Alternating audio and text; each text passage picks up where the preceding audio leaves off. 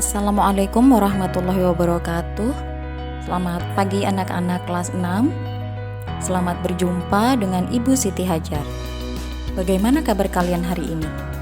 Mudah-mudahan selalu sehat dan tetap semangat ya. Sebelum belajar, sebaiknya kita berdoa. Mari kita berdoa menurut agama dan kepercayaan masing-masing.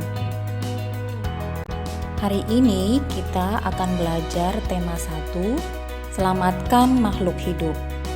Dengan fokus pembelajaran IPA, KD 3.1 membandingkan cara perkembangbiakan tumbuhan dan hewan.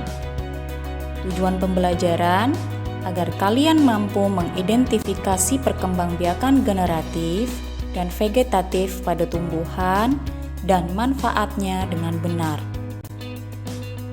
Cara perkembangbiakan pada tumbuhan terbagi menjadi 2, yaitu perkembangbiakan generatif dan perkembangbiakan vegetatif.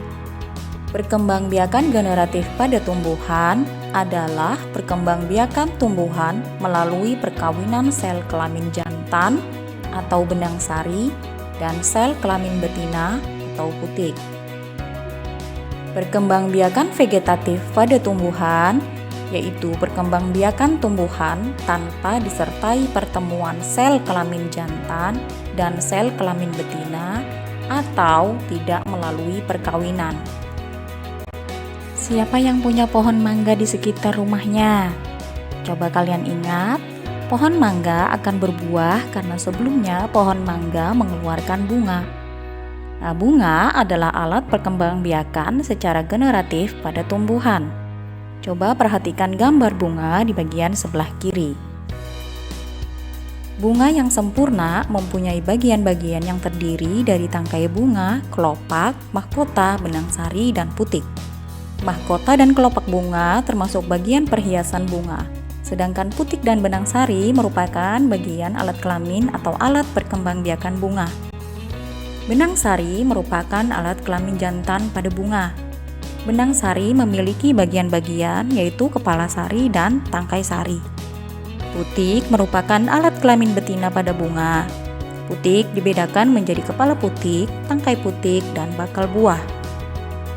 Perkembangbiakan generatif terjadi melalui proses penyerbukan dan pembuahan.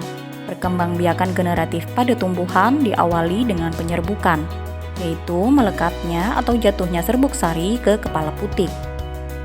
Setelah terjadi penyerbukan, pada serbuk sari tumbuh buluh serbuk sari yang menuju ke ruang bakal biji. Kemudian serbuk sari akan masuk ke ruang bakal biji melalui buluh serbuk sari. Di dalam ruang bakal biji terjadi pembuahan, yaitu peleburan serbuk sari, sel kelamin jantan atau spermatozoid dengan kepala putik, sel kelamin betina atau sel telur. Hasil dari pembuahan adalah zigot. Zigot kemudian berkembang menjadi lembaga, lembaga berkembang menjadi bakal biji berkembang menjadi biji dan bakal buah, kemudian bakal buah berkembang menjadi daging buah. Tumbuhan yang berkembang biak secara generatif contohnya bunga matahari, pepaya, jambu biji, jeruk, padi, kedelai, jambu monyet, dan masih banyak lagi. Perkembangbiakan secara vegetatif dapat terjadi melalui 2 cara, yaitu perkembangbiakan vegetatif alami dan perkembangbiakan vegetatif buatan. Perkembangbiakan vegetatif alami terjadi tanpa campur tangan manusia. Perkembangbiakan vegetatif alami dengan cara membelah diri, contohnya gagang hijau, spora, contohnya paku dan jamur, akar tinggal, contohnya jahe, kunyit, temulawak, lengkuas, umbi lapis, contohnya bawang merah, bawang putih, dan bunga lili, umbi batang, contohnya kentang dan umbi jalar. Kemudian dengan umbi akar, contohnya wortel, geragi, contohnya pada stroberi, tunas, contohnya pisang, bambu dan tebu, Kemudian tunas adventif, contohnya cocor bebek. Perkembangbiakan vegetatif buatan terjadi dengan campur tangan manusia melalui cara cangkok, contohnya jambu, jeruk, dan mangga. Setek, contohnya tebu, ketela pohon. Enten atau sambung pucuk, contohnya kembang sepatu, kopi, dan jambu. Okulasi, contohnya okulasi antara jeruk siam dengan jeruk nipis. Lalu merunduk, contohnya arbei, apel, stroberi, dan melati. Kemudian terakhir adalah kultur jaringan, contohnya pada bunga anggrek.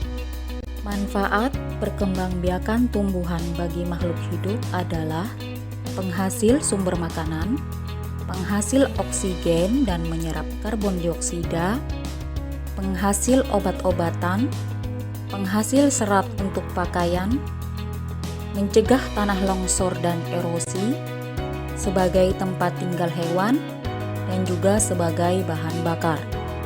Dari pembelajaran kita pada hari ini, dapat kita simpulkan bahwa perkembangbiakan generatif yaitu perkembangbiakan tumbuhan dengan perkawinan, sedangkan perkembangbiakan vegetatif yaitu perkembangbiakan tumbuhan tanpa perkawinan.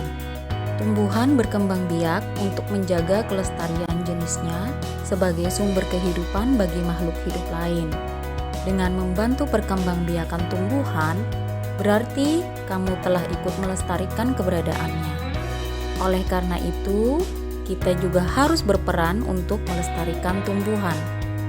Semoga ilmu yang kita pelajari hari ini dapat bermanfaat. Nah, sebelum mengakhiri pembelajaran, mari kita berdoa menurut keyakinan masing-masing. Terima kasih. Wassalamualaikum warahmatullahi wabarakatuh.